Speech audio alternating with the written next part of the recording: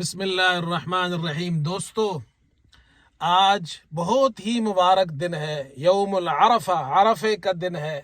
لاکھوں حجاج عرفات کے میدان میں حج کا عظیم رکن وقوف عرفہ ادا کر رہے ہیں۔ تو اس حوالے سے میں ایک بات عرض کرنا چاہتا ہوں، خاص طور پر ہمارے حجاج کرام جو حج پر تشریف لے گئے ہیں ان کے لیے بہترین تحفہ ہے۔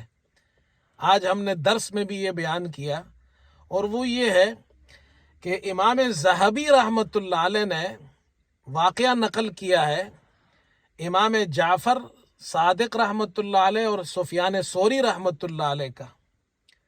اور سفیان ثوری رحمۃ اللہ علیہ عظیم محدث گزرے ہیں۔ وہ فرماتے ہیں میں حج پر تھا، مکہ مکرمہ میں میری ملاقات ہوئی امام جعفر سے، تو میں نے امام جعفر رحمۃ اللہ علیہ سے پوچھا کہ کیا بات ہے کہ عرفات کا میدان تو حرم سے باہر ہے اور مزدلفہ اور منا حرم کے حدود حرم کے اندر ہے، اور عرفات حدود حرم سے باہر ہے، اس کی وجہ کیا ہے؟ اس میں حکمت کیا ہے؟ حج کا عظیم رکن عرفات میں ہوتا ہے اور عرفات کا میدان حرم سے باہر ہے۔ تو انہوں نے جواب دیا، بہت ہی خوبصورت جواب دیا۔ فرمایا خانہ کعبہ یہ بیت اللہ ہے، اللہ کا گھر ہے، اور حرم جو ہے یہ اس اللہ کے گھر کا حجاب اور پردہ ہے، اور عرفات اس حرم کا دروازہ ہے۔ جب حجاج اکرام اللہ کے گھر کی زیارت کرنا چاہتے ہیں، حج پر آتے ہیں، تو وہ عرفات میں وقوف کرتے ہیں، عرفات میں ٹھہرتے ہیں، اور وہاں اللہ کے سامنے گڑ گڑاتے ہیں، دعائیں مانگتے ہیں، عاجزی کرتے ہیں۔ تو اللہ تعالیٰ ان کی اس دعاؤں اور رونے اور گڑ گڑانے کی وجہ سے سورج غروب ہونے کے بعد ان کے لیے حرم کا دروازہ کھول دیتا ہے کہ آؤ حاجیوں اب حرم کے اندر داخل ہو جاؤ۔ تو وہ مزدلفہ میں آ کر ٹھہر جاتے ہیں، پھر مزدلفہ میں عبادت کرتے ہیں، عاجزی کرتے ہیں، دعائیں مانگتے ہیں، روتے ہیں، اللہ کی رحمت ان پر برستی ہے۔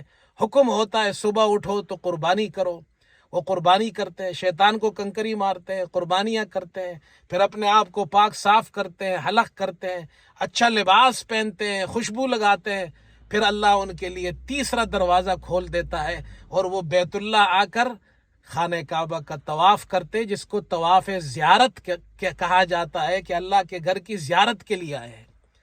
سفیان ثوری نے پھر ان سے پوچھا یہ بتائے کہ یہ جو ایام ہے، ان ایام میں روزہ رکھنا کیوں منع ہے؟ عید کے دن، عید الاضحیٰ کے دن، اور اس کے بعد 3 دن۔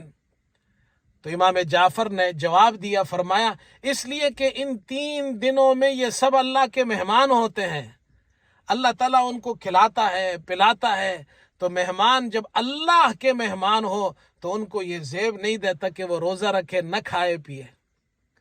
پھر امام جعفر سے سفیان ثوری نے پوچھا یہ بتائے حاجی لوگ بیت اللہ جاتے ہیں، خانہ کعبہ جا کر غلاف کعبہ سے چمٹ جاتے ہیں، دعائیں مانگتے ہیں، اس کی کیا وجہ ہے؟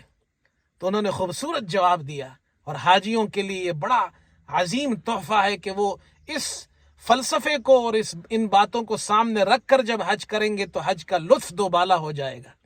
وہ فرماتے ہیں کہ اس کو ایک مثال سے سمجھو، ایک غلام سے غلطی ہو گئی، آقا اس سے ناراض ہو گیا، تو یہ انسان، یہ غلام جو کسی انسان کا غلام ہے، وہ اپنے آقا کو راضی کرنے کے لیے، اس جرم کی معافی مانگنے کے لیے اس کا دامن پکڑ لیتا ہے اور اس سے معافی مانگتا ہے، تو آقا کو ترس آ جاتا ہے، وہ اسے معاف کر دیتا ہے۔ اسی طرح یہ حاجی لوگ بیت اللہ جب جاتے ہیں، طواف کرتے ہیں، بیت اللہ کا غلاف پکڑ کر اللہ سے معافی مانگتے ہیں، اللہ کے گھر کا غلاف پکڑ کر اللہ سے معافیاں مانگتے ہیں، روتے ہیں، اللہ کی رحمت بھی جوش میں آتی ہے، اللہ ان سب کو معاف کر دیتا ہے۔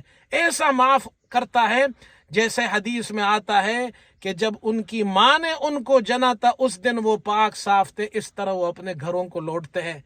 ان چیزوں کو سامنے رکھ کر جب آپ حج کریں گے تو آپ کو حج کا لطف بہت زیادہ محسوس ہوگا۔ اللہ تعالیٰ آپ کے حج کو قبول فرمائے، ہمیں بھی اپنی دعاؤں میں یاد رکھے۔